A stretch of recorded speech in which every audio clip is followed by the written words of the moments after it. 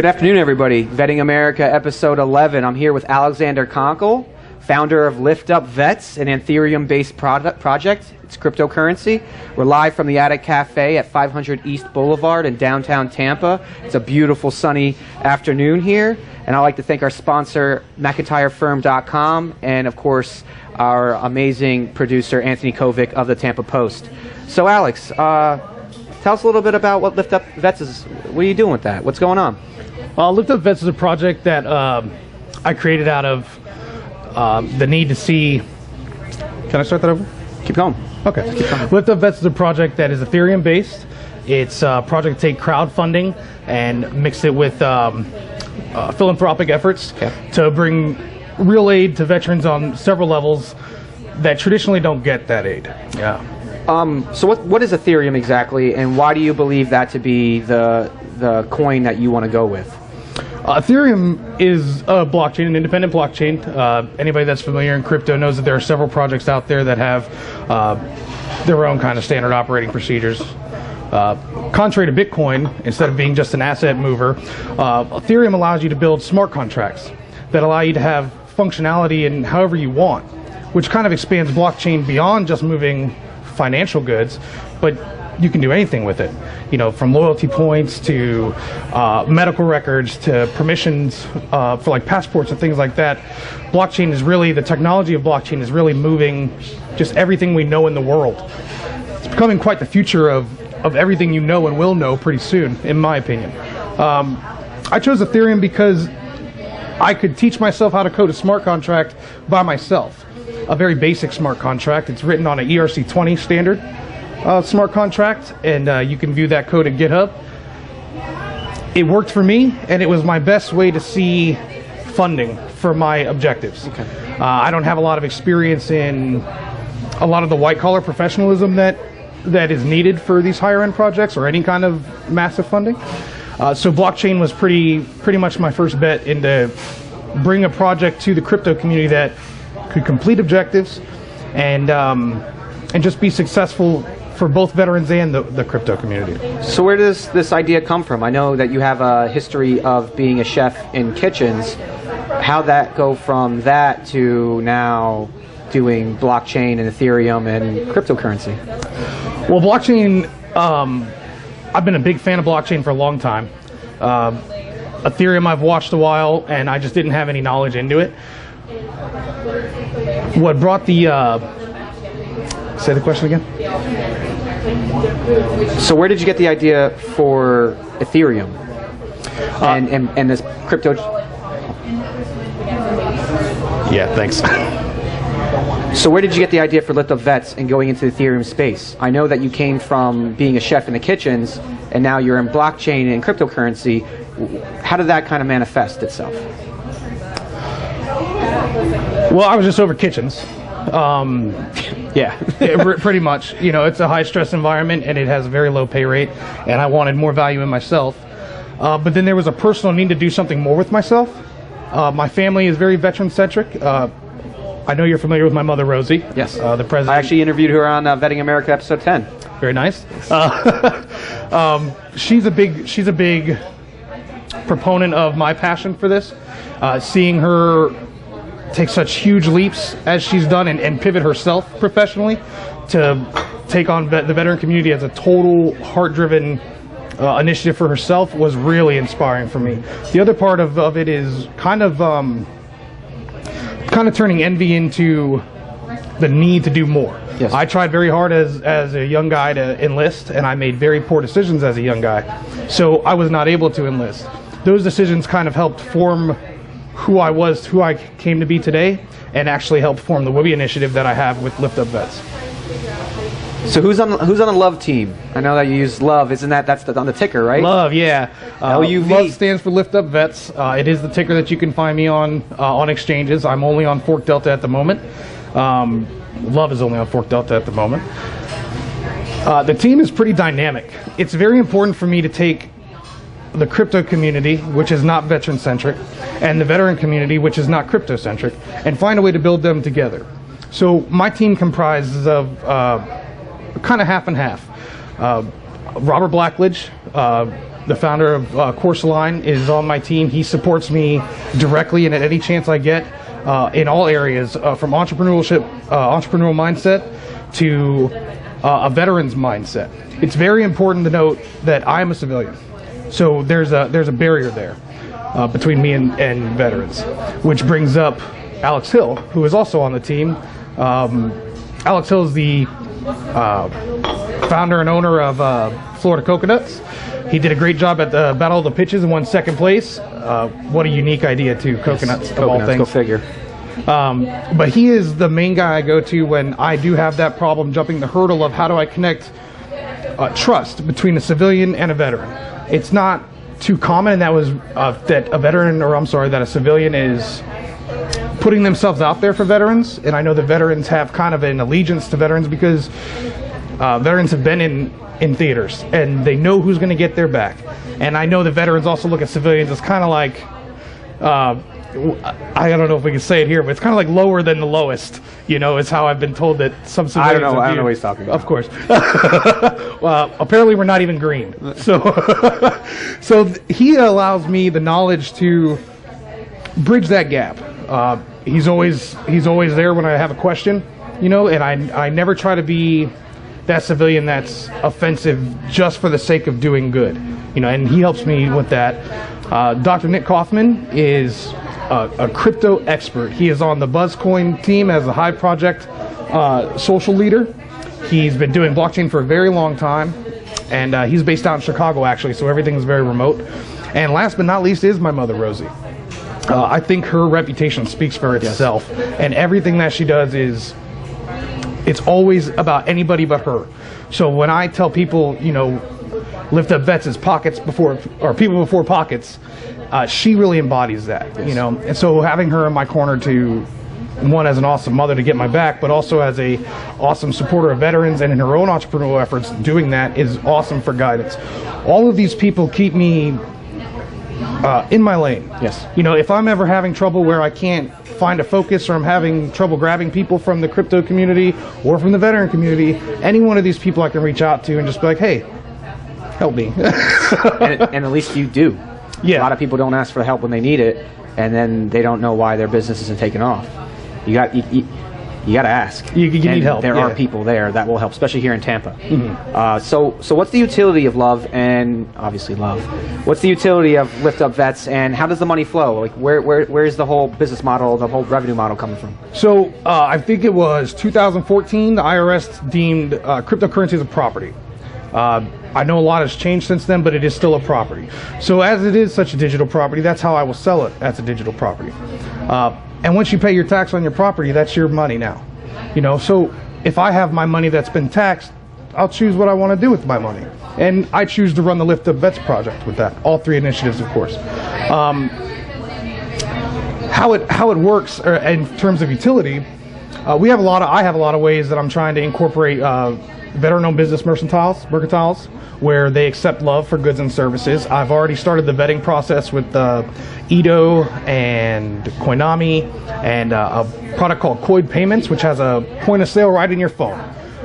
Currently, I am findable on all of these wallets, so anybody could put love right in their pocket right now.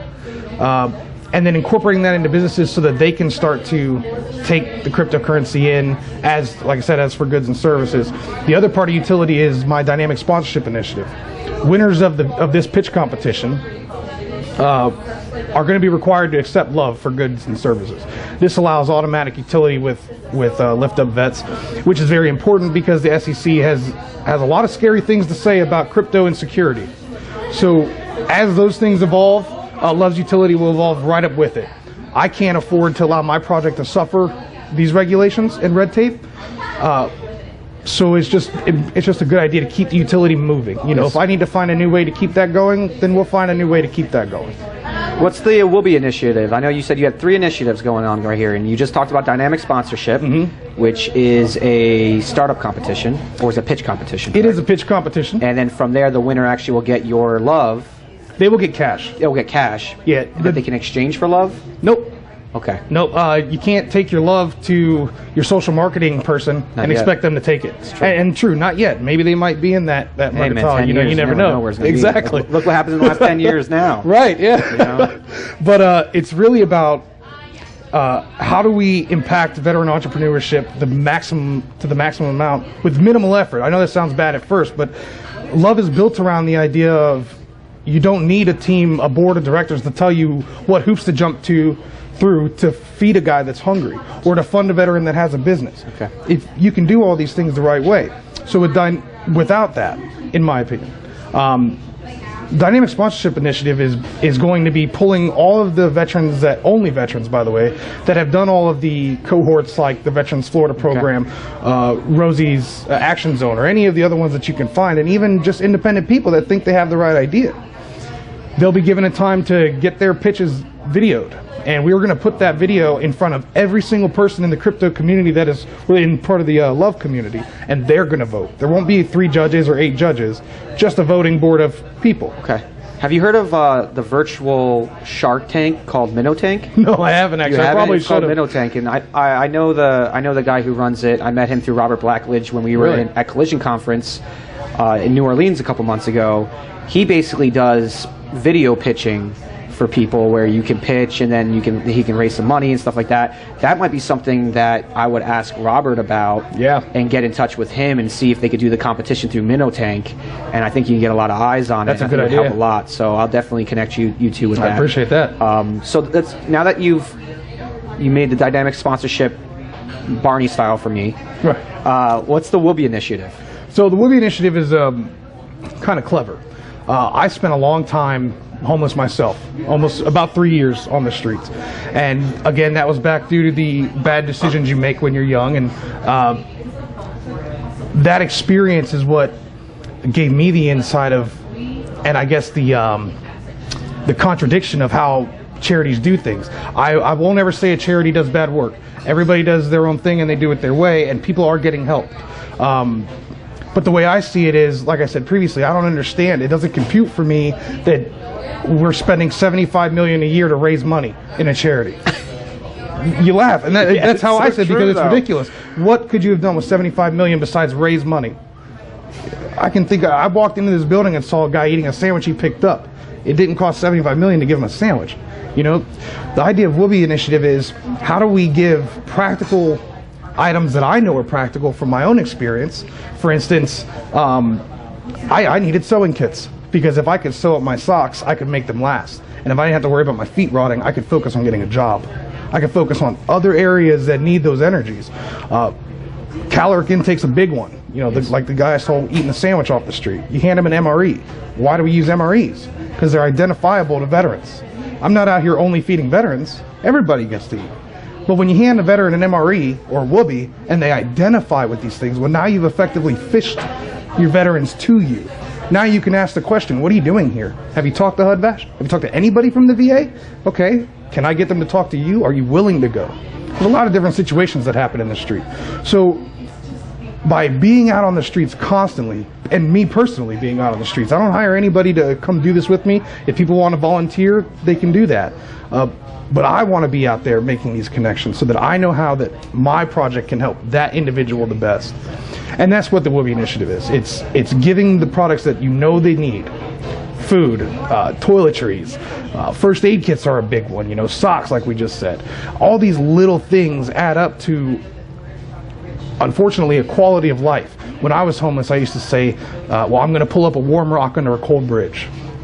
That warm rock allows you to wake up the next day with a different attitude. You know, you can motivate yourself further when you don't have so many things dragging you down. Very true. And then by doing that to the whole community around here, and I've been mostly in Ybor City. If anybody was at the Battle of Pitches, they saw me doing that out there with a lot of the people, and that was a hot day. That was a very hot day. But that's the idea, is get them the help they need, and then be that unofficial liaison to the VA to just get them the help they need if they want it. Some people a little more challenging than others. My buddy Junior Silva has a nonprofit. I'm familiar with Junior. Veterans Counseling Veterans. That's something that maybe you could work with him on, because he's just trying to get people off the streets and into houses, getting them naturalized, getting them their documents again, getting them food if they need it. I mean, Florida has the third largest homeless population in the entire country, and it's the hottest state in the entire country, and it is hot out there right now. Yeah. And when you drive around Ybor and downtown Tampa, they're just trying to find a way to get out of the heat and get hydrated because it's not good right now. And I really commend you on everything you do for the homeless and just for this city and vets and everything, man. You have such a great heart, and these are the types of entrepreneurs and veteran focused people that are going to make a big change in the world, and is exactly who we need. So let's talk. Let's talk a little bit about the Show Some Love initiative. You got all these initiatives. I love it. I love this stuff. The Show Some Love initiative is for active duty personnel. My brother is he's in the Army. He's EOD Army. And EOD? EOD. EOD. Oh, wow. Yeah. And I like explosive ordnance disposal. So he's the guy that goes out when they find IED or some type of explosive, and he puts on that big green suit you saw in the Hurt Locker, and basically you just go out there and do your job. Hopefully not blow up bombs. Yeah, you do your job. Yeah, later. So yeah, that initiative, we send him a lot of packages, and it's just the most off the wall things that you never think of. I'm aware that when you're at your Ford operating base, or even anywhere that any base at all, baby wipes. All day. Baby wipes. All day. You guys are normally, or not you guys, I'm sorry, active duty is normally provided generally everything they could need. But there are things that I call unusual luxuries, like Nerf guns, pillows. Ooh. Yeah, like these, you'd never guess. I hit the Reddit channel, our veterans, just asking what do veterans need while they're in service that you aren't provided for. Pillows, Nerf guns, baby wipes. Baby wipes and every hot sauce I can grab under the sun. Very true. Depending on the year in the theater, hand warmers. Every soldier that hit me up about it, they're all in different theaters. The guys in South Africa do not need the same thing that the guys in Tora Bora need. Another big one was petroleum-free lotions. Yes. Especially combat MOS guys were big on that. Gold Bond. And Gold Bond. You're always the chafing. Gold Bond. You're always chafing at all times. Yeah, that was a big one. So it's about buying these things, just like the Wooby Initiative. It's very, very, very, very simple. Can you buy it? Can you hand it to somebody? I don't understand the disconnection here. Just do that, And that's what the Show Some Love is. Let's get some APO addresses. Let's see what we can send where, and let's start doing that. I love it. Buy it and get it there, you know? So how will Lift Up Vets impact veteran entrepreneurship? That's probably the most important question here today. Aside from being a more frequent funder and direct funder to veteran entrepreneurs, one of the underlining goals is bringing blockchain education to veteran entrepreneurs. How can blockchain affect their business? How can they incorporate it? Maybe they don't want to incorporate it. That's fine. I'm a big blockchain component. Like I said at the start, it's going to be the future. It is absolutely going to take over. So getting that basic understanding, what is a blockchain? How do you use a blockchain? People don't even understand that blockchain is just a ledger. That's it. It's all it is. It's just one that you cannot. Yep. You can't cook. Right. It's a giant. So you hear to cook the books. Yeah, it's just a giant book that you can't cook. You can't take. So every transaction that happens is recorded on the blockchain, and then you cannot change it. So it brings transparency and credibility to every transaction that's done through the blockchain. There's several blockchains. Oh, tons, yeah. And with the exception of some privacy coins, some privacy blockchains completely obscure it. But that's not what Ethereum is, and that's one of the big reasons I didn't go to Ethereum. I'm hoping that Lift Up Vets will kind of help lead the way in providing veteran entrepreneurs a monetary resource, an informational resource, and in almost every case with veterans, just somebody to talk to. How does just talking to a veteran help entrepreneurship? Talking to you help me. So I think that the power of just information through Lift Up Vets and the networking is a big deal. And aside from that, it's money. Yes. Money moves everything.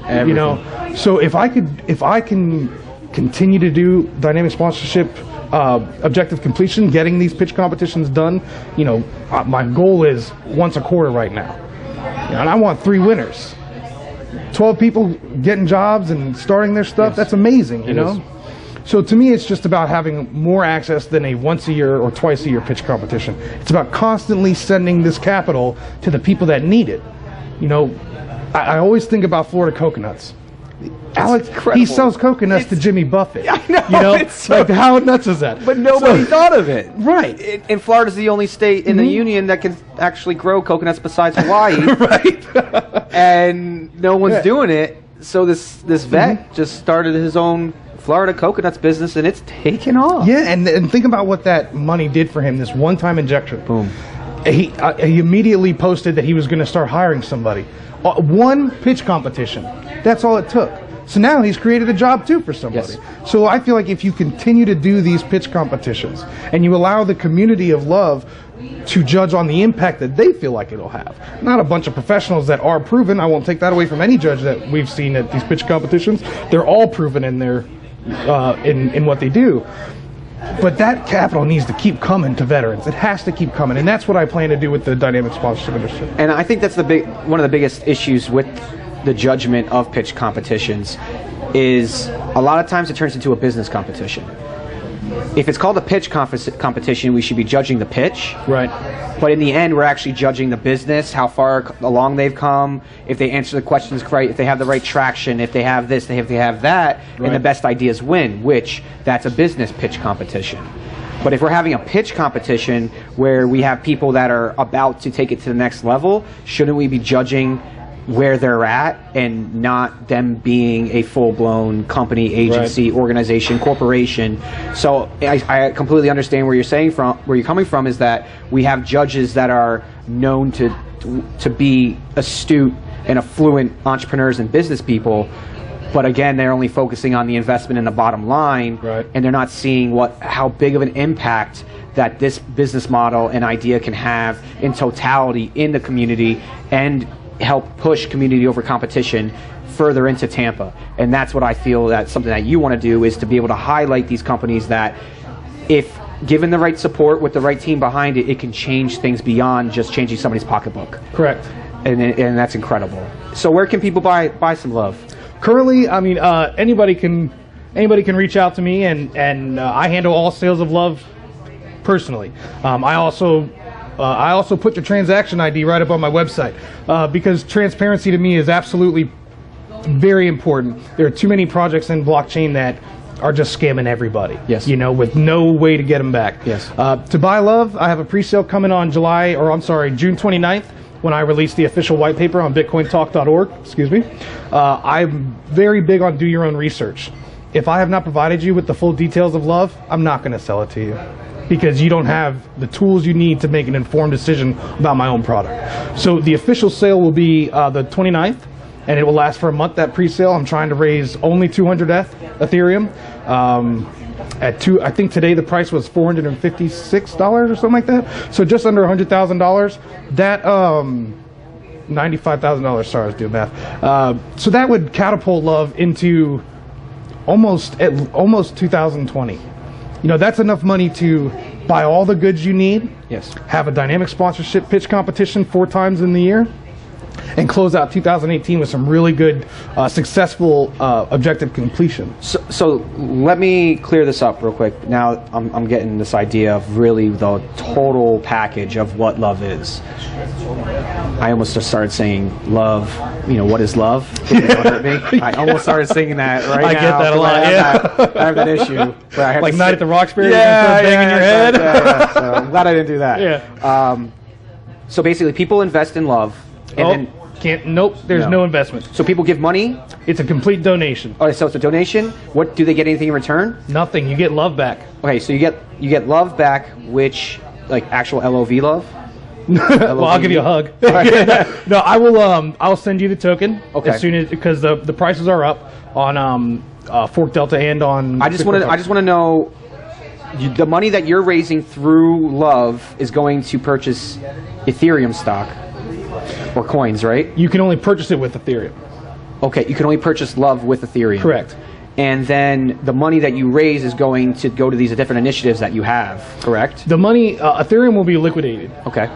And that will all be on the website as well. Every step I take with with anything crypto will be put up on the site. This is kind of twofold. I want the community, both communities, crypto and the veteran community, to see that I'm genuine in what I'm going to do. I am absolutely going to do what I say I'm going to do, and here's the trail of the money. The other reason is SEC is still scary, man, and there needs to be proof that where that crypto went, so that when they will, I imagine they will come and ask me, like they're doing to all ICOs and all projects, where did this go? What did you pay for it? What was the exchange here? Do you have documentation?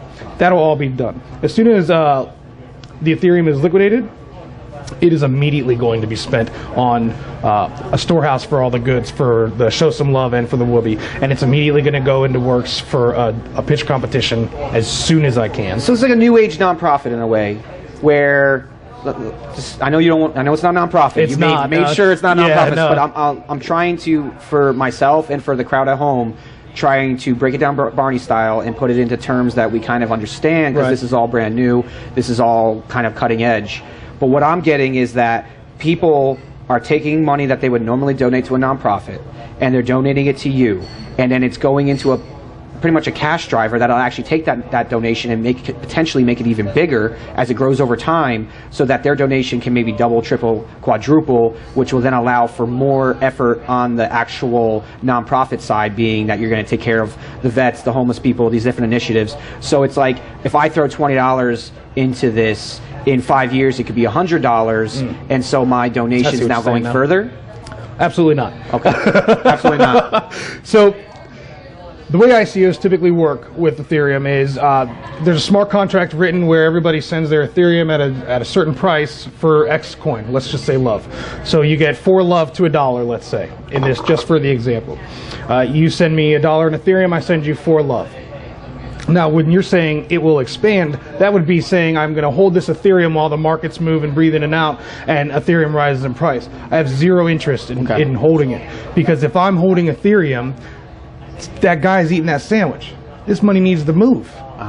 You know, I don't care what the price of Ethereum is. As soon as I get the Ethereum, I'm feeding a veteran, or I'm feeding a homeless guy. I'm gonna send it straight to where I get my fiat for crypto, which I don't know if I can say publicly because they have press terms and stuff.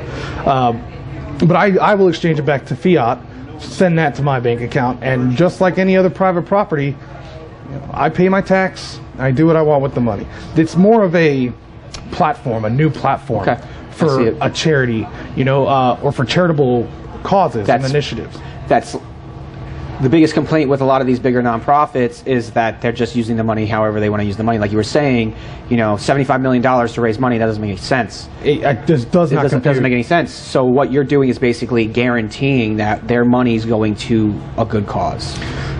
Yeah, what I feel is a good cause. Absolutely. I do catch a lot of scrutiny, and a lot of people want to challenge the idea of love, and that's fine. You should. You should always challenge where you're going to spend your money before you spend your money. The biggest thing one of the biggest factors that I built love on was that it will never be a nonprofit, and it will never be a corporation.